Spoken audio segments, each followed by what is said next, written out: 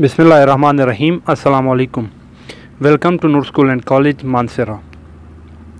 Dear student, जैसा कि इससे पहले मैंने आपको डिफरेंट लेयर ऑफ एटमॉस्फेयर पढ़ाई, उसमें मैंने आपको सेकंड लेयर के बारे में बताया था कि सेकंड लेयर ऑफ एटमॉस्फेयर के अंदर हमारे पास एक स्पेशल किस्म की गैसेस की लेयर पाई जाती है जिसको हम कहते हैं ओजोन लेयर, जिसका फंक्शन आपको ये बताया गया था कि ये आपके पास अल्ट्रा वायलेट रेडिएशन को ज़मीन पर आने से बचाती हैं या अल्ट्रा वायलेट रेडिएशन को ये एब्ज़ॉर्व करती हैं, जिसकी वजह से अल्ट्रा वायलेट रेडिएशन ज़मीन पर नहीं पहुंच पाती और इस वजह से हमारे स्ट्रेटोस्फेयर जो हमारे एटमॉस्फेयर की सेकंड लेयर थी वो हमारे पास बहुत गर्म होती है। तो स्टूडेंट, आज हम वो लेयर किससे मिलकर बनी होती है, वो लेयर क्या होता है या उस लेयर का फार्मूला क्या है, वो कैसे बनती है, उसके बारे में स्टडी करेंगे। तो फर्स्ट ऑफ ऑल उस लेयर को हमने ओजोन का नाम दिया था, तो डिस्कस करते हैं व्हाट इज़ ओजोन। बेसिकली अगर हम बात करते हैं तो ozone is the allotropic form of oxygen having molecular formula O3 and its molecular weight is 48 gram per मोल। सबसे पहले अगर हम बात करते हैं तो ये हमारे पास एलोट्रॉपिक फॉर्म ऑफ ऑक्सीजन है, ऑक्सीजन का एलोट्रॉपिक फॉर्म है हमारे पास ओजोन। सेकेंडली इसका मॉलिक्यूलर फार्मूला है O3 और अगर हम इसका मॉलिक्यूलर वेट फाइंड करेंगे, आपको पता है एक ऑक्सीजन का होता है 16, तो 3 टाइम ऑक्सीजन का 48 ग्राम पर मोल हो जाएगा। तो देखते हैं एलोट्रॉपिक फॉर्म क्या होते हैं। बच्चों, आपने 9th क्लास के अंदर ये पढ़ा होगा कि अगर कोई एलिमेंट एक से ज़्यादा क्रिस्टलाइन फॉर्म में पाया जाता हो तो उस एलिमेंट उस क्रिस्टलाइन फॉर्म को बोला जाता है एलोट्रॉप्स। क्लियर? और इस फिनोमेना को बोला जाता है एलोट्रॉफी। सो existence of element more than one crystalline form is called allotropes and the phenomena is called allotropy. Clear? तो स्टूडेंट, उसके बाद हम देखते हैं कि ओजोन लेयर कहाँ पे होती है, स्ट्रेटोस्फेयर में हमारे पास किस हाइट पर ये प्रेजेंट होती है, इसकी कंसंट्रेशन हमारे पास क्या होती है, उसको देख लेते हैं। सो नेक्स्ट हेडिंग हमारे पास आ जाती है अकरिंग्स ऑफ ओजोन। बेसिकली इससे पहले भी आपने पढ़ा कि ओजोन लेयर हमारे पास, ओजोन बेसिकली हमारे पास स्ट्रेटोस्फेयर के अंदर पाया जाता है। कहने का मतलब ये है कि ओजोन हमारे एटमॉस्फेयर के अंदर भी है, यहाँ पर हमारे ग्राउंड लेवल पर भी है, लेकिन यहाँ पर जो कंसंट्रेशन है हमारे पास ओजोन की वो बहुत कम है। बहुत कम होने की वजह से हम उसको ओजोन लेयर नहीं कंसिडर कर सकते, जस्ट ओजोन गैस कंसिडर कर सकते हैं। तो हमारे पास जो स्ट्रेटोस्फेयर है उसमें हम अगर 30 किलोमीटर ऊपर तक जाते हैं, 30 किलोमीटर ऊपर तक पर जब पहुंचते हैं हम, तो उस जगह पर हमारे पास ओजोन का जो गैस है ये आपस में कंडेंस होकर हमारे पास एक लेयर बनाती है, जिस लेयर को हम कहते हैं ओजोन लेयर। क्लियर? और ये देखा गया है कि हमारे पास ओजोन लेयर की जो मैक्सिमम कंसंट्रेशन है वो हमारे पास 30 किलोमीटर पर 10 पार्ट्स पर मिलियन हो जाती है।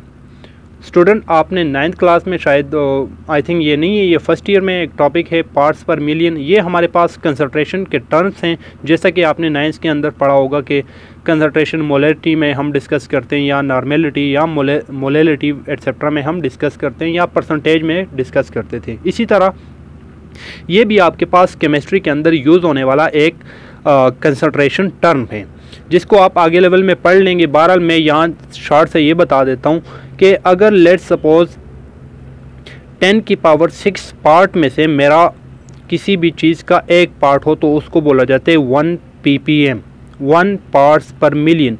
मिलियन पार्ट्स में से अगर आपके सॉल्यूट का या आपके किसी भी एनालाइट का एक पार्ट हो तो उसको बोला जाता है 1 ppm। तो हमारे पास जब हम 30 किलोमीटर स्ट्रेटोस्फीयर के अंदर जाते हैं तो वहाँ पर ओजोन की जो लेयर है वो हमारे पास 10 ppm हो जाती है। मीन टू से 1 मिलियन पार्ट्स में से हमारे पास, अगर 1 मिलियन पार्ट्स लेट्स सपोज हमारे एटमॉस्फेयर के हों तो उसमें से 10 पार्ट्स हमारे ओजोन के 30 किलोमीटर पर हो जाते हैं। I hope it is clear. Now अगर हम इसको परसेंटेज में बात करें तो 0.001% हमारे पास 30 किलोमीटर पर ओजोन की परसेंटेज हो जाती है। Is that clear? Now come to the discovery. Who discover ozone? Ozone को सबसे पहले 1840 में सबसे पहले हमारे पास शॉन बीन, जिसका नाम है शॉन बीन, जिसने सबसे पहले इसको कैसे डिस्कवर किया? उसने क्या किया कि इलेक्ट्रिक डिस्चार्ज को, इलेक्ट्रिक करंट को, जिस बेसिकली अगर आप बोलें वो ऑक्सीजन गैस से पास किया गया। ऑक्सीजन गैस से जब आपके पास हाई इलेक्ट्रिक करंट पास किया गया तो ऑक्सीजन गैस जो है वो आपके पास कन्वर्ट हो गया एक अजीब सी गैस के अंदर, जिसको ओजोन का नाम दिया गया। Is that clear? Ozone was discovered by Schonbein in 1840 who found that when high electric current is passed through oxygen molecule or air, a new strange smell gas is formed, and that strange smell gas is termed as ozone. Is that clear now? Now come to the its wording meaning. The wording meaning of ozone come from Greek words ozoator. The wording meaning of ozone come from ozoator, which meaning smell. Is that clear? Ozone का जो word है basically बच्चों ये हमारे पास Greek word से आया हुआ है। ग्रीक वर्ड हमारे पास क्या है? ओजोएटर। और जिसके मीनिंग क्या है ग्रीक में? इसके मीनिंग है हमारे पास ग्रीक में smell. Is that clear? Now come to the next, the physical properties of ozone. हमारे पास ओजोन की क्या क्या फिजिकल प्रॉपर्टीज़ होती हैं? तो जैसा कि आपको पता है हमारे पास दो किस्म की प्रॉपर्टीज़ होती हैं, एक कहते हैं केमिकल प्रॉपर्टीज़ और दूसरी फिजिकल प्रॉपर्टीज़। फिजिकल प्रॉपर्टीज़ वो प्रॉपर्टीज़ होती हैं जिसको आप इजीली मेजर कर सकते हैं, जिसको आप देख सकते हैं, टच कर सकते हैं। फॉर एग्ज़ाम्पल हम फर्स्ट फिजिकल प्रॉपर्टीज़ की अगर बात करते हैं ओजोन की, तो हमारे पास ozone is bluish in colour. हम आसमान की तरफ देखते हैं तो हमें ऐसा दिखता है कि आसमान ब्लू है, लेकिन एक्चुअली ये हमारे पास ब्लूइश कलर ओजोन प्रेजेंट है। हम ओजोन को देख रहे होते हैं। तो ओजोन का बेसिकली कलर क्या होता है? Bluish in colour. इसकी अगर हम स्मेल की बात करते हैं तो ये गार्लिक लाइक स्मेल की इसकी स्मेल होती है। Clear? It has garlic like smell. Third point, it is respiratory irritating. अगर हम इसको स्मेल करेंगे तो हमारे पास रिस्पायरेटरी ऑर्गन में हमारे जलन हो सकती है। तो ये आपके पास अनप्लेसेंट स्मेल है, आपके लिए मतलब रिस्पायरेटरी इरिटेट है, आपके सांस में लेने में दुश्वारी प्रोड्यूस कर सकते हैं या आपके सांस में जलन सी प्रोड्यूस कर सकते हैं। इसीलिए हम इसको कहते हैं इट हैज़ अनप्लेसेंट स्मेल। अगर हम इसकी सोलेबिलिटी की बात करते हैं तो ये हमारे पास सोलेबल है इन वाटर में, टर्पेंटाइन ऑयल में, ग्लेशियल एसिटिक एसिड में, कार्बन टेट्राक्लोराइड में और कार्बन डाइसल्फाइड में। सबसे पहले वाटर का तो आपको पता ही है टर्पेंटाइल ऑयल क्या होता है। टर्पेंटाइल ऑयल जब मैं आपको बायोकेमिस्ट्री पढ़ा रहा था उस टाइम भी मैंने आपको ये बताया था कि टर्पेंटाइल ऑयल आपके पास डिस्टिल किया जाता है पाइन राइसन्स से। जो पाइन्स के ट्रीज होते हैं उनका जो राइजन निकाला जाता है बच्चों, उसकी अगर डिस्टिलेशन करवाएं तो उसकी डिस्टिलेशन से हम टर्पेंटाइल ऑयल को एक्सट्रैक्ट करवा सकते हैं। Is that clear? So basically turpentine oil is organic compound, or you can simply say that it has I think lipid like structure। ये लिपिड की एक क्लास में आ जाता था ना, हमने लास्ट टाइम डिस्कस किया था इसको। लिपिड की एक क्लास में हमारे पास ये आ जाता है और ये हमारे पास ऑर्गेनिक इन नेचर है। उसके बाद glacial acetic acid. Acetic acid के बारे में आपने पढ़ा ही है, CH3COOH जिसका फार्मूला है, लेकिन यहाँ पर ग्लेशियल एसिटिक एसिड क्यों कहते हैं? ग्लेशियल एसिटिक एसिड बच्चों उस एसिटिक एसिड को कहते हैं जिसमें आपके पास वाटर बिल्कुल ही ना हो। एनहाइड्रस और you can simply say that water free acetic acid is called glacial acetic acid, and carbon tetrachloride CCl4 is also a solvent and CS2 is also a solvent. So basically ozone is soluble in water, turpentine oil, glacial acetic acid, carbon tetrachloride and carbon disulfide। अगर हम इसकी liquefaction की बात करें तो student हमारे पास इस gas को हम -112.4 डिग्री सेंटीग्रेड पर हम इसको लिक्विफाई कर सकते हैं, और जब ये लिक्विफाई हो जाएगा तो इसका पेल ब्लू कलर आ जाएगा। पेल ब्लू कलर का मतलब हल्का सा ब्लू कलर आपके पास इसका प्रोड्यूस हो जाता है जब ये आपके पास -112.4 डिग्री सेंटीग्रेड पर लिक्विफाई हो जाते हैं। आपने इसका ये लिक्विफिकेशन पॉइंट याद रखना है। अक्सर एमसीक्यूज़ या ब्लैंक्स वगैरह के अंदर, एमसीक्यूज़ के अंदर लाजमी ये आता है कि मोस्ट ऑफ द टाइम ये आ जाता है कि इसका लिक्विफिकेशन पॉइंट क्या है, तो आपने इसको याद रखना है। Clear? After that point number 6, ozone causes rubber to harden and cracks. Most of the rubber जो होते हैं इसको ओजोन सख्त कर देता है, और सख्त करने से मोस्टली क्या हो जाते हैं कि उसमें क्रैक्स वगैरह आ जाते हैं और ख़राब हो जाते हैं। So this is all about the physical properties of ozone. Most of the time in your exam कहा जाता है कि आप physical properties of ozone लिखें, तो these are very simple and few physical properties of ozone, तो आप इसको as a short question याद कर सकते हैं। After that ozone formation, ozone बनता कैसे? स्टूडेंट हमारे माइंड में ये क्वेश्चन आता है कि ओजोन लेयर जो है हमारे एटमॉस्फेयर के अंदर बनती कैसे है। सो ओजोन लेयर की फॉर्मेशन की अगर हम बात करते हैं तो ये हमारे पास 2 स्टेप्स के अंदर कंप्लीट होती है। सिंपली स्टेप नंबर 1 में क्या होता है, जो हमारी solar ultraviolet solar radiation जो होती हैं, या आप जिसको सिंपल कहते हैं कि अल्ट्रा वायलेट रेडिएशन जो सन से आती हैं, वो हमारे ऑक्सीजन मॉलिक्यूल जो हमारे स्ट्रेटोस्फीयर के अंदर प्रेजेंट होगा, स्ट्रेटोस्फीयर के अंदर जो ऑक्सीजन मॉलिक्यूल प्रेजेंट होते हैं वो अल्ट्रा वायलेट रेडिएशन की मदद से स्प्लिट हो जाते हैं नेसेंट ऑक्सीजन में आप कह सकते हैं, या रिएक्टिव ऑक्सीजन एटम में।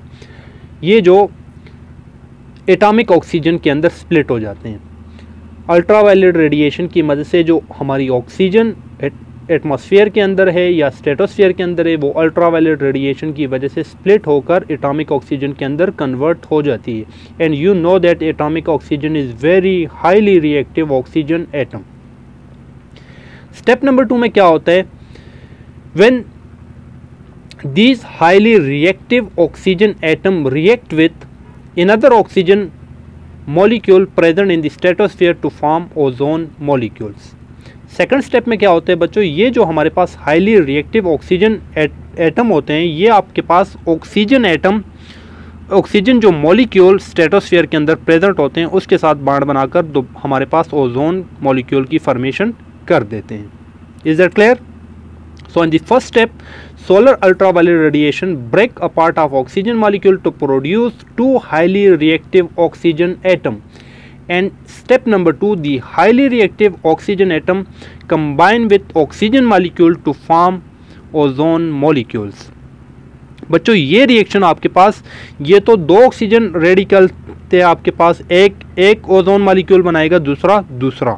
इसी तरह अगर आपकी अल्ट्रा वायलेट रेडिएशन आपके स्ट्रेटोस्फीयर के अंदर प्रेजेंट हैं तो ये रिएक्शन, और वहाँ पर ऑक्सीजन एटम भी प्रेजेंट हैं, तो ये प्रोसेस आपके पास उस वक्त तक कंटिन्यू होगा जब तक आपके पास या तो अल्ट्रा वायलेट रेडिएशन ख़त्म नहीं होती, और या आपके पास ऑक्सीजन एटम वगैरह ख़त्म सारे के सारे कन्वर्ट नहीं हो जाते। तो this is all about the formation of ozone. Ozone की फॉर्मेशन 2 स्टेप में होती है। पहले स्टेप में ओजोन ऑक्सीजन मॉलिक्यूल की स्प्लिटिंग होती है। सेकंड स्टेप में आपके पास जो रिएक्टिव ऑक्सीजन होते हैं वो ऑक्सीजन मॉलिक्यूल से बॉन्ड बनाकर ओजोन की फॉर्मेशन करवाते हैं। अगर हम इसकी स्ट्रक्चर फार्मूला को देखें तो ओजोन का स्ट्रक्चर फार्मूला हमारे पास इस तरह 2 रेजोनेंस स्ट्रक्चर की मदद से डिनोट किया जाता है। यहाँ आप देख सकते हैं O3, एक ऑक्सीजन ने डबल बॉन्ड बनाए, इसने सिंगल, ये सिंगल को हम एज ए नेगेटिव चार्ज भी यहाँ कंसिडर कर सकते हैं, ये नेगेटिव चार्ज, ठीक है। ये नेगेटिव चार्ज अगर इधर शिफ्ट होता है तो ये डबल बॉन्ड यहाँ शिफ्ट हो जाते हैं, ठीक है। तो इस तरह इधर डबल बॉन्ड क्रिएट हो जाते हैं और इधर नेगेटिव बॉन्ड बन जाते हैं। क्लियर। तो these two are the resonating structure of ozone. और ये जब दोबारा इधर शिफ्ट होगा तो ये इधर शिफ्ट हो जाएगा, इधर नेगेटिव चार्ज आ जाएगा, सेम वही स्ट्रक्चर बन जाएगी। तो these two are the resonating structure of ozone. Student, ये जो फॉर्मेशन ऑफ ओजोन है इसको हम एक फ्लो चार्ट की मदद से देख लेते हैं। डियर स्टूडेंट, इस फ्लो चार्ट में आपको ये दिखाई दे रहा है कि जैसा कि सन से अल्ट्रावायलेट रेडिएशन आ रही हैं और ये अल्ट्रावायलेट रेडिएशन आपके पास ऑक्सीजन मॉलिक्यूल को क्या कर रही हैं, स्प्लिट कर रही हैं। ऑक्सीजन मॉलिक्यूल को स्प्लिट कर रही हैं दो ऑक्सीजन एटम के अंदर। एक ऑक्सीजन एटम ये आ जाएगा और एक ऑक्सीजन एटम ये आ जाएगा। अब ये ऑक्सीजन एटम जो है ये आपके पास ऑक्सीजन मॉलिक्यूल के साथ कंबाइन होकर क्या बना रही है। देखें, ऑक्सीजन मॉलिक्यूल, ये ऑक्सीजन एटम जो हाईली रिएक्टिव ऑक्सीजन एटम था, ये कंबाइन होकर ऑक्सीजन मॉलिक्यूल के साथ हमारे पास एक ओजोन का मॉलिक्यूल ये बना रही है। और सिमिलरली हमारे पास ये ऑक्सीजन एटम जो हमारे पास हाईली रिएक्टिव था, ये इस ऑक्सीजन मॉलिक्यूल के साथ कंबाइन होकर हमारे पास ओजोन मॉलिक्यूल एक ये बना रही है। तो सिमिलरली अगर हमारे पास एक ऑक्सीजन एटम की स्प्लिटिंग होती है तो ये हमारे पास टू ओजोन मॉलिक्यूल को की फॉर्मेशन कराएगा, ठीक है। तो यहाँ आप देख सकते हैं O free radical when react with oxygen molecule to form ozone molecule. Is that clear? जो नेक्स्ट टॉपिक हमारे पास है ozone layer depletion. It is very important topic for your board exam. Ozone layer depletion, इससे पहले आपने student ये पढ़ा होगा कि हमारे पास ओजोन लेयर में एक बहुत बड़ा सुराख हो गया है जिसकी वजह से अल्ट्रावायलेट रेडिएशन ज़मीन के ऊपर आ रही हैं। फॉर एग्ज़ाम्पल कोई कंट्री है वहाँ पे ऐसा ही हो रहा है कि अल्ट्रावायलेट रेडिएशन आ रही हैं और जिसकी वजह से हमारे पास वहाँ के लोगों में स्किन प्रॉब्लम्स या आई प्रॉब्लम या इस तरह के स्किन कैंसर वगैरह के प्रॉब्लम्स प्रोड्यूस हो रहे हैं। तो वो हमारे पास ओजोन लेयर की डिप्लीशन वहाँ हो गई है जिसकी वजह से हम कहते हैं कि अल्ट्रावायलेट रेडिएशन से ये इफ़ेक्ट हो रहे हैं। तो first of all what is ozone layer depletion. यहाँ पर ओजोन लेयर डिप्लीशन का मतलब क्या होता है एक्चुअल में, उसको देख लेते हैं। तो basically by definition decrease in the concentration of ozone in stratosphere below its normal level और normal rank is called ozone layer depletion. Ozone की लेयर आपको पता है एक नॉर्मल रैंक इसकी होगी हमारे पास स्ट्रेटोस्फीयर के अंदर। उस नॉर्मल रैंक से अगर हमारे पास ओजोन लेयर की लेयर का कम हो जाना, एक्चुअल में हमारे पास उसको हम टर्म यूज़ करते हैं ओजोन लेयर डिप्लीशन। ऐसा नहीं है कि ओजोन लेयर बिल्कुल वहाँ पे ख़त्म हो जाती है या वहाँ पे एक सुराख हो जाता है, ऐसा नहीं है।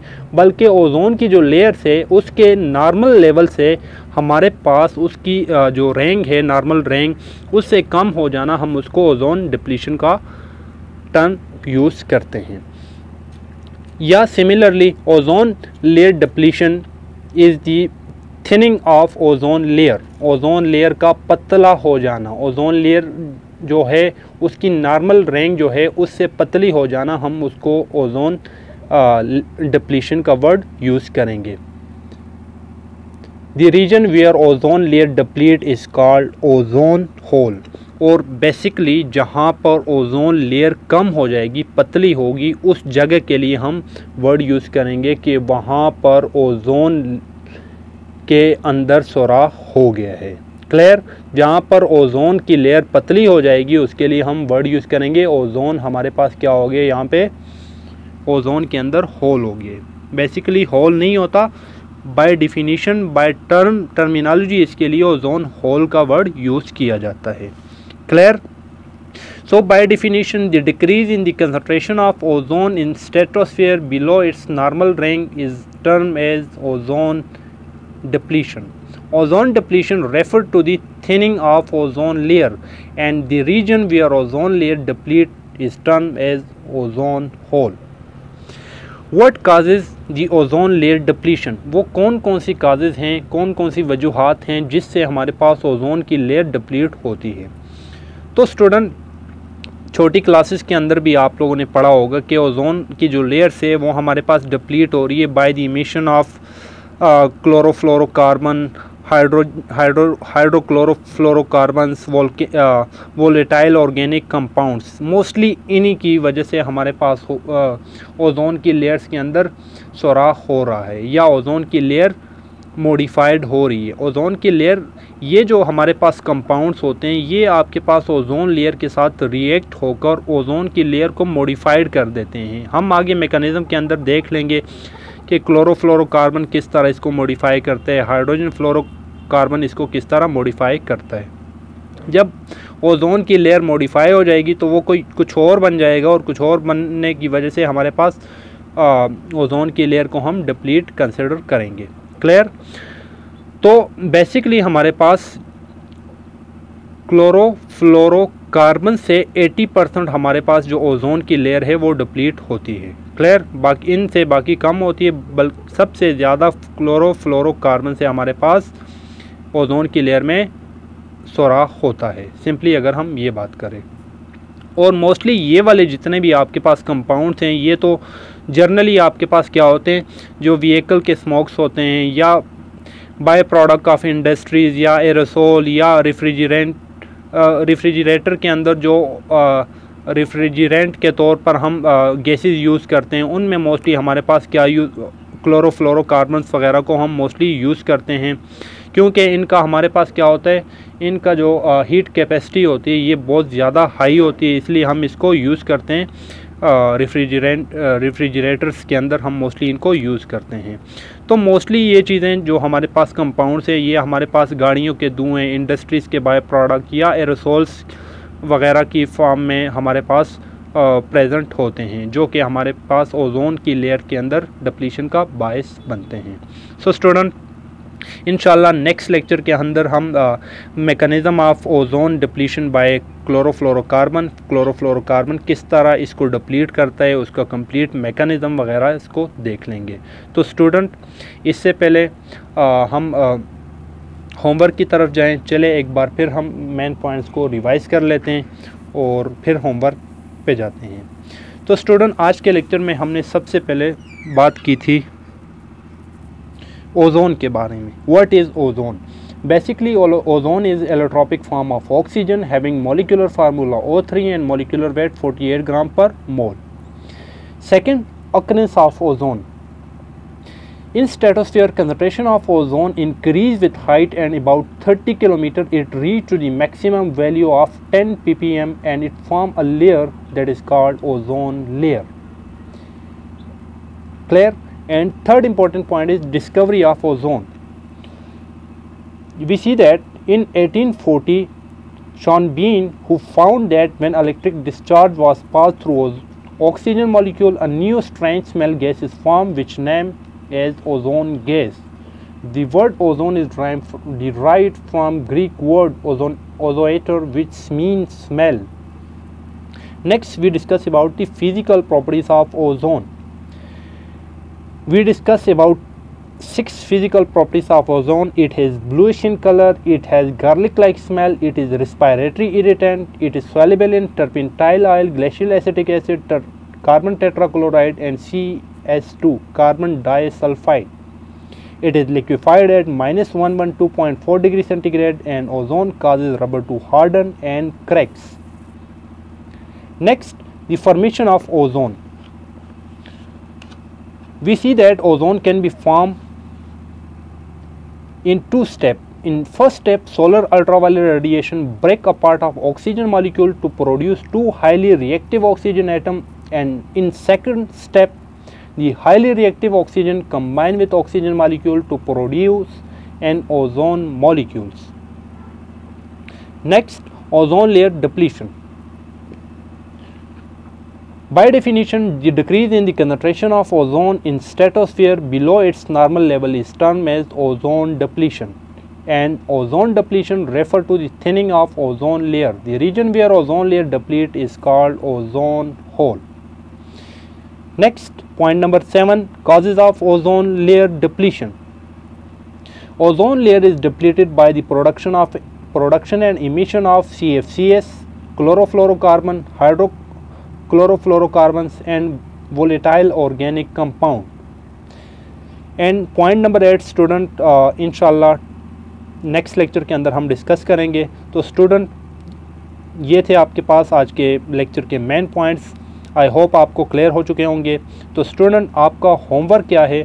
आपका होमवर्क ये है कि आपने अपना सारा लेक्चर एज इट इज़, जैसा मैंने लिखा हुआ है, कुछ भी नहीं छोड़ना, एज इट इज़ वर्डिंग, हर वर्ड को इसी तरह वर्कशीट के ऊपर लिखना है। कोई भी मेन पॉइंट कुछ भी मिस नहीं करना आपने, ठीक है? तो आपका ये आज का होमवर्क है। सेकेंडली, आपने ये होमवर्क ज़रूर करना है। इसी होमवर्क की बेस पे आपके मार्क्स लगेंगे और आपको जो गिवन डे होगा उसी डे पर आप इसको सबमिट करवाओगे। आई होप आज का लेक्चर आपको क्लियर हो चुका होगा। अगर इसके अलावा भी कोई आपका क्वेश्चन है तो आप मुझसे कर सकते हैं। थैंक्स। अल्लाह हाफ़िज़।